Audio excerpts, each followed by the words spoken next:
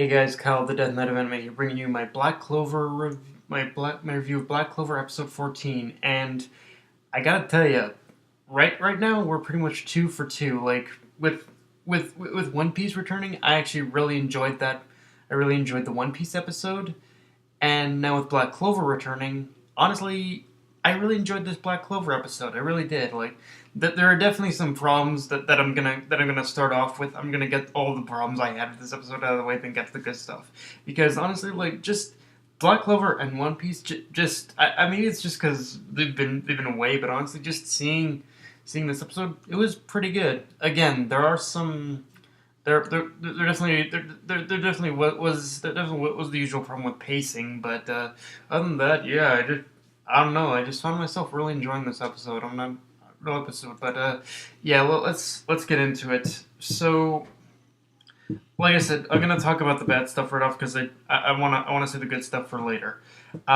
So I have been avoiding talking about this because I was painfully aware even before it was officially announced that the anime was going to take a very slow approach with its adaptation, but now I definitely have to talk about it again, which is that the recap in this episode was definitely painful to sit through, even more so than before. And that's saying something when I can say that the recaps before are tame compared to this one.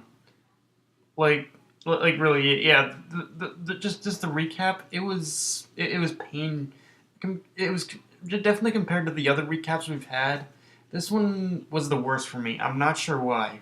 I don't know, but yeah. Also, this one is gonna seem really nitpicky, but for those who don't know, we got a new opening and ending, opening and endings, opening and ending songs, pretty much opening and ending themes. Sorry, yeah. And visually, they both look good, but I'm not sure either song really matched the visuals. Because honestly, I was sitting here listening to the opening and ending, and I'm thinking, okay, visually they look kick ass. They look amazing. But why am I not getting into them as much as I could as I should be? And then it all became and then like I said, when the ending theme played, it all became clear to me, which is the song should have been switched.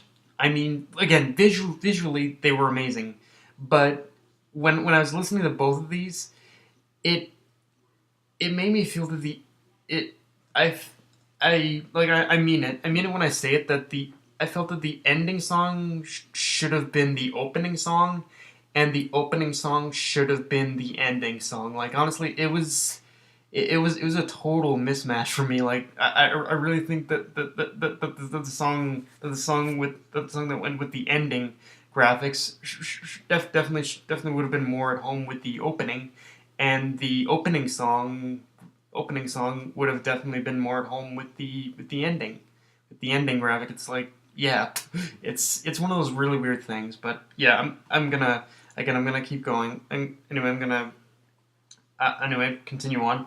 And again, if I did have at least one major issue to bring up that I had with the episode, other than these nitpicky things, is that the characters seemed a little disjointed and off model. It wasn't all the time, but every couple of frames I would notice a character that was designed that looked a little off, a little weird, and a little off model. So there's that too.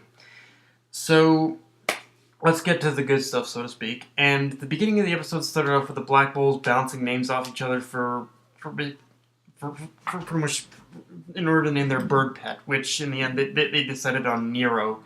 And it's one of those moments where it actually started off a little slow, but as more characters started talking and arguing with each other and jumping and bouncing ideas off each other, it started to get funnier. And it especially got really funny when Yami showed up saying a dungeon's been discovered, and Asta chimed in saying, "What's a dungeon? What's a dungeon?" Which really got me laughing. I don't know why, but every time Asta basically has those clueless moments. Like his voice is still annoying as fuck. Don't get it wrong, but every time he has those clueless moments where he keeps saying, "What's a dungeon? What's this? What's that?" It's like I actually do genuinely get a laugh out of Asta every time that freaking happens, and I don't know why, but I definitely do. And as bad as the pacing gets, that's one. And then honestly, as bad as the pacing gets, that's one thing I'll never take away from Black Clover, whether you're talking anime or manga, is that it does have some really genuine and nice character interactions with each other.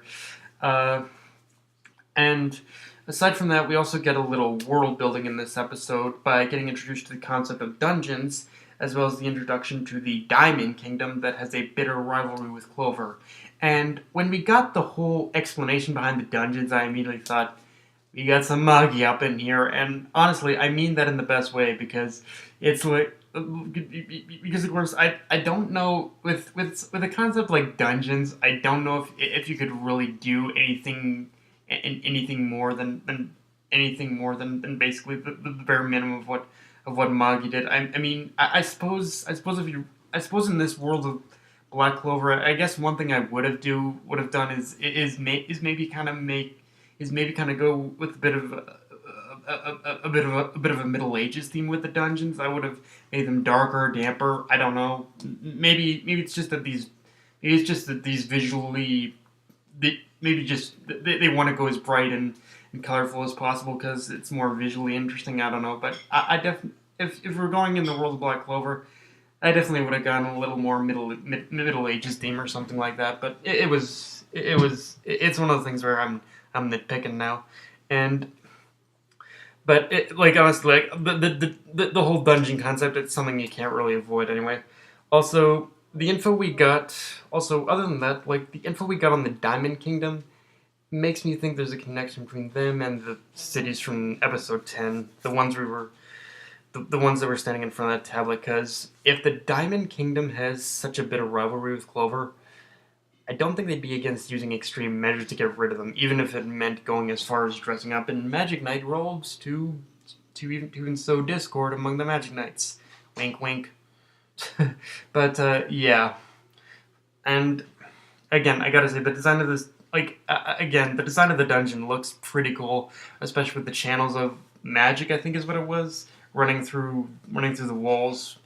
Although my ability to bask in how awesome it was kind of undercut by Asta complaining about not being able to sense magic, mana, not being able to sense mana, magic, whatever. Like seriously, if Asta just shut up, I would have been able to enjoy the scenery of the dungeon more. But yeah, and again, like I said, I didn't mind the design of the dungeon, but I would have preferred maybe something a little more Middle Ages. I don't know. I don't know how you did that, but yeah. And we also get a little exposition on luck in this episode from Yami about how he has mana detection that's on the level of a noble. And for me, I guess this is something that was already something to get go, but it really puts into perspective for me something that I think we are gonna see more of in Black Clover, which is everyone in the Black Bulls is an underdog. Like Asta isn't the only underdog in this anime. Everyone has the status of underdog. It's shared equally among the Black Bulls, and like everyone is an underdog with immense amount of power and knowledge and immense amount of power, but not bullshit power, not bullshit amounts of power, mind you. And they have knowledge and a certain kind of skill, which I like because it doesn't just put the underdog focus on Asta alone. It lets us know that every one of these characters could easily be considered an underdog. So that honestly, and like Yami himself said, if it wasn't for Luck's personality traits, he would have been in like maybe Golden Dawn or maybe anyone else or Golden Dawn or the Crimson Lions or something like. And he would have been in anyone if it wasn't for his characteristics, which I guess in a way you could argue hints at a bit of profiling too. Like honestly, I think the of course because the people in charge are nobles, I think they look for a certain type of quality. Unfortunately, in Magic Knights, so I think there's that. and his and because it doesn't and yeah, but also about Luck himself. Uh, I think we, I think we can just agree that Luck is possibly a mini psychopath because from the moment we saw him smiling to everyone after we saw him smiling to everything after that, I got a little creeped out by Luck. Like seriously, Luck, I don't know what your Luck, I don't know what your I don't know what your deal is, bro, but you scared me. And we see And at the end of the episode, we see the reunion encounter between Yuno and Asta, and by representation, the Black Bulls and the Golden Dawn, which I'm with Yami. I really want to see how they'll interact in this scenario. I mean, of course, it'll be an argumentative teamwork situation, as the two Night Orders are basically rivals, but why do I have the feeling that with Luck running off to to basically them encountering each other, this will erupt into more than just a treasure hunt. I mean, I mean, it always does, but it'll actually be really funny and entertaining. I think if we see the two teams actually argue while fighting the inevitable bad guy, like it'll be really entertaining to see how this whole. It'll be really entertaining to see them basically arguing while pretty much fighting the bad guy. It'll be really entertaining to see that. And yeah, guys, but that's all I have for this review. If you enjoyed the video, like, comment, subscribe, or follow me on Twitter and Facebook. Death Knight of Anime, signing off. Later, guys.